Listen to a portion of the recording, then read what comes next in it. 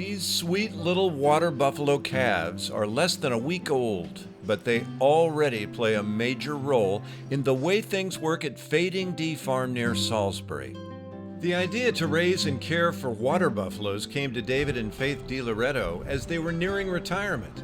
Faith was trained in early childhood education and had raised 3 children with David. I was a family physician for many years here in Rowan County, and there came a time when we were looking to do something different. We happened to make a family trip to Italy, and not searching for anything there, but just kind of fell in love with the buffalo mozzarella while we were there.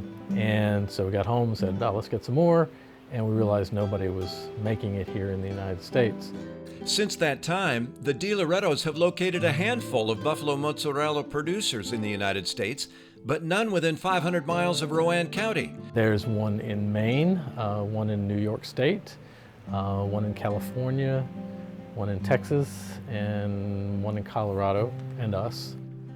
The DiLorettos have a 64-acre tract on the outskirts of Salisbury, where they are now raising, milking, and doting on a small herd of female water buffalo, along with their stud named Z. See, you don't have to push everybody away. I can pet the others. Mozzarella is not an easy cheese to make, but buffalo mozzarella is even more difficult. It was a lot harder than we thought it was going to be. We make it with a culture rather than with acid, which is a much more difficult process, but it makes much more flavorful cheese, and it's the traditional way to make a mozzarella. So it's difficult, for one. The other is the animals. They're big animals. They don't produce much milk, so you're milking a cow the size of a Holstein and getting the milk, the amount you would get from a goat. But folks who've tasted it swear by it. Water buffalo milk is naturally sweet. So on top of being 9 to 12% butterfat, it's very sweet. So if you drink it, it's almost like drinking a melted milkshake. It's that nice. And that brings us to the gelato freezer. Grown-ups might come for the mozzarella, but kids come to the Fading D for the calves. Got it? Hold the bottom. And the Italian ice cream. Is that good? She's so expressive. Mozzarella is a fresh cheese, meaning it's not aged. It also means it needs to be consumed soon after it's made. As a fresh cheese, the fresher you eat it, the better it is. Now, it can be eaten several weeks after it's made, but that first day after it's made, it's at its peak.